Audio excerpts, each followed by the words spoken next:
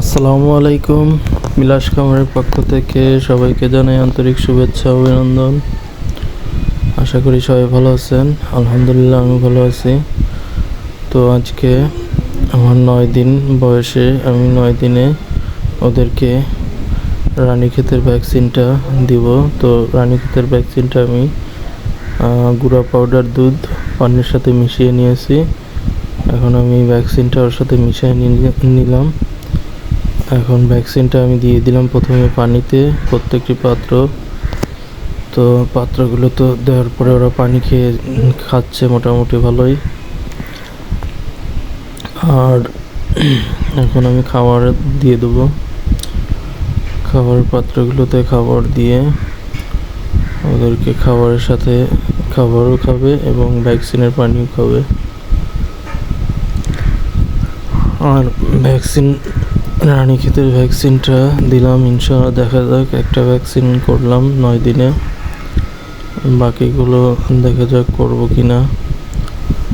তো 9 দিনে আমার মুরগিগুলো যদিও আমি আনঅফিসিয়ালি একটা ওজন করে দেখেছিলাম, তো 270-280 গ্রাম এরকম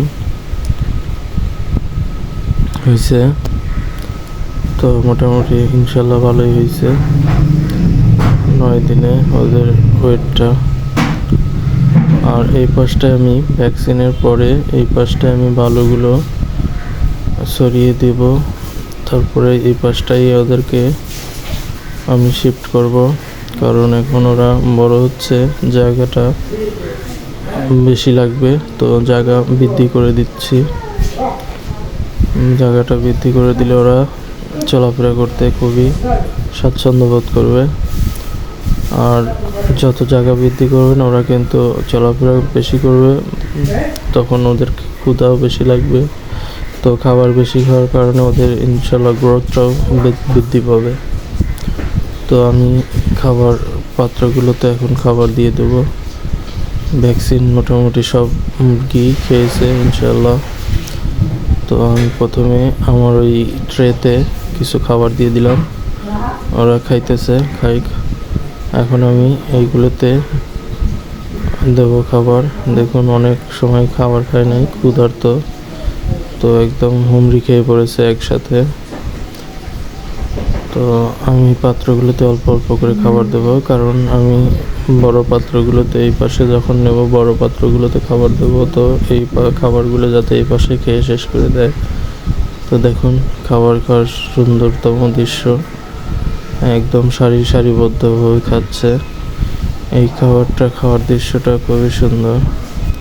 আর এই যে পাত্রগুলোতে পাইপ, সাদা যে পাইপটা মধ্যে দিয়ে দিছি, এই পাইপটা দেওয়ার কারণে কিন্তু ওরা সারিবদ্ধভাবে খাচ্ছে। না হলে ওর ভিতরে যে দেখা যেত যে বসে পড়তো, তখন অনেক মুরগি খাবার খেতে প্রবলেম হতো।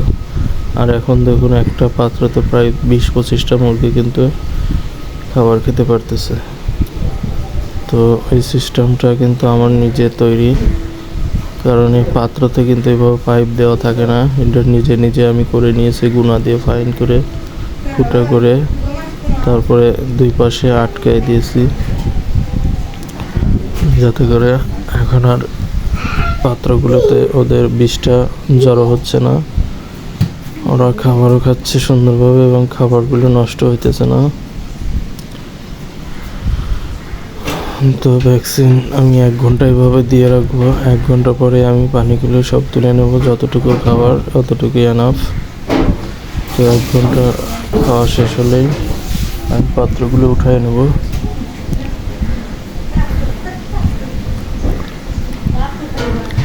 তো মোটামুটি ওরা ভ্যাকসিনের পানি ভালোই খেয়েছে।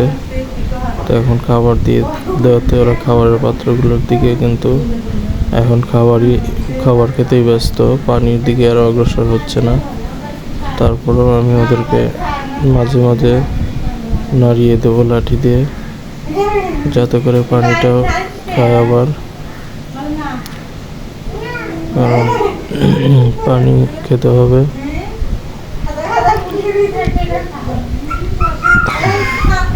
তো মোটামুটি আমার বাচ্চাগুলো এখন সুস্থ আছে ইনশাল্লাহ।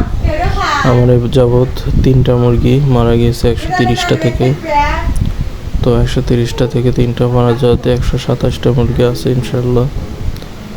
তো আজকে আপনাদেরকে ভ্যাকসিনের ভিডিও দেওয়ার জন্যই আমি সারাদিন ভিডিও করি নাই, শুধু ভ্যাকসিনের ভিডিও সহকারে আপনাদেরকে পুরো দিনের ভিডিওটা দিয়েছি।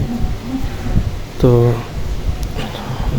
দেখতে থাকুন এবং ভিডিওটি দেখে আপনাদের ভালো লাগলে অবশ্যই আমার চ্যানেলটিকে সাবস্ক্রাইব করবেন।